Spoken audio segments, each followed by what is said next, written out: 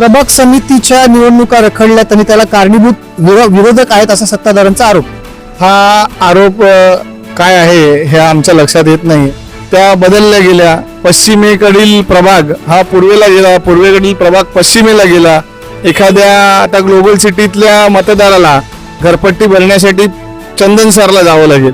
दोन पक्षांमधला फरक काय वाटतो? कारण लहानपणापासून तू वाढलीस, वडिलांच्या अंगावर खेळलीस, तेव्हा वडील बहुजन विकास आघाडीचं काम करायचे, आता ते भारतीय जनता पार्टीमध्ये. दोन पक्षातला फरक मी विचार. मला एवढंच बोलायचंय, बहुजन विकास आघाडी हा आमचा पास्ट होता, मला त्याबद्दल काहीच प्रक्रिया द्यायची नाही. पण भाजपमध्ये आम्ही कसं काम करू पुढे जाऊन व जास्तीत जास्त पक्ष कसा वाढवू हे आम्हाला बोलायचंय. जे झालंय त्याच्यावर नाही बोलायचं काय.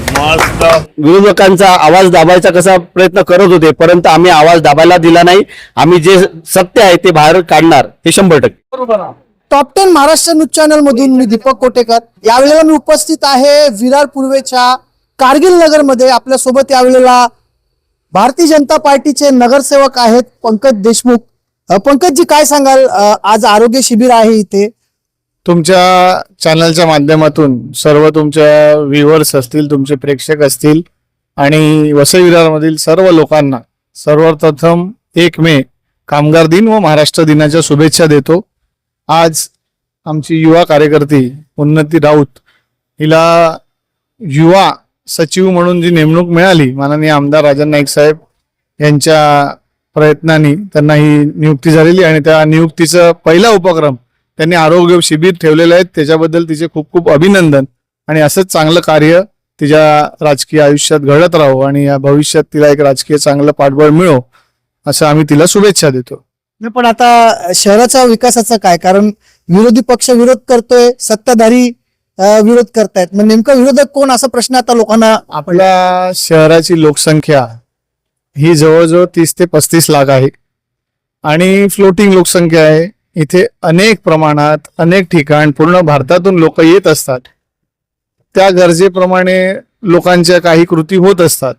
ते कंट्रोल करणं आणि कमी करणं ही जबाबदार राजकीय पक्षाचे पदाधिकारी कुठल्याही असू दे आपल्या जबाबदारीने काम पाडतायत. प्रभाग समितीच्या निवडणुका रखडल्यात आणि त्याला कारणीभूत विरोधक आहेत असा सत्ताधाऱ्यांचा आरोप. हा आरोप काय आहे हे आमच्या लक्षात येत नाहीये. पहिला विषय, प्रभाग समिती निवडणूक आयोगाने मंजुरी दिली. त्या प्रमुख समितीप्रमाणे निवडणूक आयोगाने आखलेल्या आराखड्याप्रमाणे निवडणुका झाल्या, त्याप्रमाणे रिझल्ट आला. पण कुठल्या हेतूनी काय कळत नाही, त्या बदलल्या गेल्या. पश्चिमेकडील प्रभाग हा पूर्वेला गेला, पूर्वेकडील प्रभाग पश्चिमेला गेला. एखाद्या आता ग्लोबल सिटीतल्या मतदाराला घरपट्टी भरण्यासाठी चंदनसरला जावं लागेल, अशी आजची परिस्थिती आहे. त्यामुळे इलॉजिकल आणि जॉग्राफिकल नसल्यामुळे, लगतचा प्रभाग एकत्र नसल्यामुळे शासनाने ती थांबवली असावी असं आमचं मत आहे. आणि आम्हाला तर माहिती नाही, महापौरांनी जे स्टेटमेंट केल्यामुळे त्याच्यावरचं आमचं हे मत आहे. महासभेत जो ठराव झालेला आहे की 2025 पर्यंतचं जे अनधिकृत बांधकाम आहे त्यांना पाणी मिळावं, त्याला विरोधी पक्षांनी दुजोरा दिलेला आहे. पण कोर्टात हे सगळं कसं टिकणार? कसं आहे, पाणी हा मूलभूत सुविधा आहे. एखाद्या रस्त्यावरचा जरी माणूस असला त्याला पाणी मिळालं पाहिजे. एखाद्याचं घर नसेल तर त्याला काय पाणी देऊ नये का? तर पाणी दिलं पाहिजे आणि त्या आधारावर सर्व नगरसेवकांनी एकमताने पाणी देण्याचा ठराव मंजूर केलेला आहे. पण कोर्टात टिकेल का? महासभाने निर्णय घेतलेला आहे आणि तो पॉझिटिव्हली कसा टिकवायचा त्याबद्दल जबाबदारी महापालिका आणि सर्व नगरसेवक घेतील. तयारी पूर्ण केलेली दिसते 100%. भारतीय जनता पार्टीची संपूर्ण तयारी आपल्याला पाहायला मिळते. उन्नती, नवीन नियुक्ती झालेली आहे तुझी, नवीन पदभार स्वीकारते. याआधी तुझे वडील बहुजन विकास आघाडीमध्ये होते. या दोन पक्षातला फरक काय वाटतो तुला? पहिलं तर 1 मे महाराष्ट्र दिनाच्या हार्दिक शुभेच्छा व कामगार दिनाच्या हार्दिक शुभेच्छा. जशी माझ्या वडिलांपासून परंपरा सोशल वर्कची चाललेली तशीच मी करते. मी जास्तीत जास्त युथ 18 ते 35 वयोगटातील मुलं व मुलांना जास्तीत जास्त आमच्या भाजपकडनं योजना, माझे वरिष्ठ नारायण मांजरेकरजी, हितेश जाधवजी, डॉक्टर योगिता करंजकर, तसेच आमचे आमदार राजन नाईक आप्पा साहेब यांच्या मार्गदर्शनाखाली करेल आणि माझे वडील मला नेहमीच पाठबळ देत असतात. माझा प्रश्न तुला कळला नाही वाटते.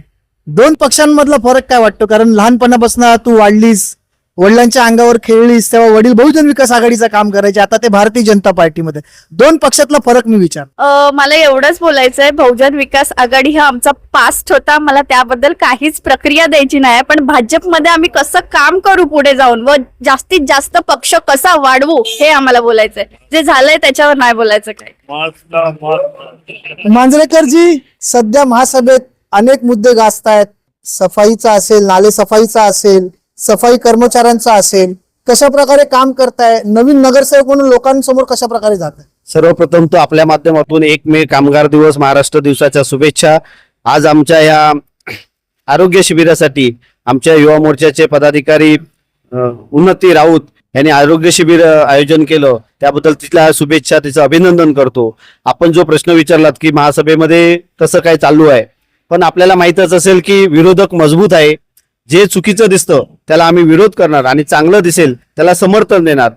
कालच बघितलात तुम्ही की पाण्याचा विषय असो, कचऱ्याचा विषय असो, कचऱ्याच्या विषयात टंडनच्या बाबतीत आम्ही आवाज ठाम उचलून धरला आणि किती करोड रुपयाचा घोटाळा आहे ते दाखवून दिलं. परंतु जे सत्ताधारी इथले आहेत त्यांना ते विरोधकांचा आवाज दाबायचा कसा प्रयत्न करत होते, परंतु आम्ही आवाज दाबायला दिला नाही.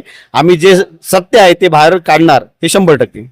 आता पाण्याचा विषय झालेला आहे. 2025 पर्यंतचे जे अनधिकृत बांधकाम आहे त्यांना पाणी द्यायचा ठराव मंजूर केलेला आहे, परंतु कोर्टात ह्या सगळ्या गोष्टी कशा टिकणार, एवढं पाणी कसा पुरवणार? पंकजजीने, माझे आधी वक्ते पंकजजी यांनी आपल्याला सांगितलं, त्यावरती मी काही जास्त भाष्य करणार नाही. परंतु लोकांना पाणी मिळावं ही भारतीय जनता पार्टीची मागणी आहे. हर घर योजना, हर घर जल योजना ही मोदी साहेबांनी, आपले देशाचे पंतप्रधान सन्माननीय नरेंद्र मोदी साहेबांनी आणली. आम्ही हेच बघू की लोकांना कसं पाणी भेटेल. मनीषजी, काय सांगाल? तुमची मुलगी देखील आता राजकारणात रुजू झालेली आहे, आज आरोग्य शिबिर आहे, काय सांगाल?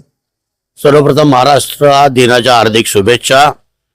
106 हुतात्म्यांच्या बलिदानाने ह्या महाराष्ट्रासाठी वीर पुरुषांनी, संतांनी जे जे केले, या भूमीमध्ये आम्ही आज 1 मेला हे जे शिबिर घेतलेलं आहे, आपण लोकांचं काहीतरी देणं लागतो आणि लोकसेवा केली पाहिजे.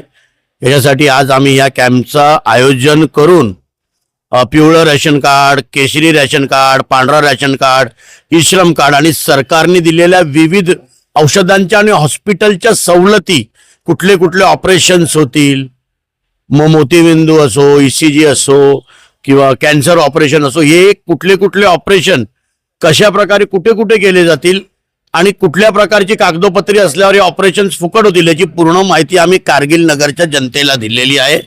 आणि जनतेची काळजी करणं, लोकांची सेवा करणं हे आमचं पहिलं ब्रीदवाक्य आहे. लोकांची काळजी करणं, लोकांची सेवा करणं हे आमचं ब्रीदवाक्य, असं संदेश मनीष राऊत यांनी दिलेला आहे. आज या ठिकाणी आरोग्य शिबिरचं आयोजन करण्यात आलेलं. आज 1 मे आहे, कामगार दिन आहे. सर्वांना कामगार दिनाच्या आणि महाराष्ट्र दिनाच्या लक्ष शुभेच्छा. Top 10 Maharashtra news, Vasai Virar.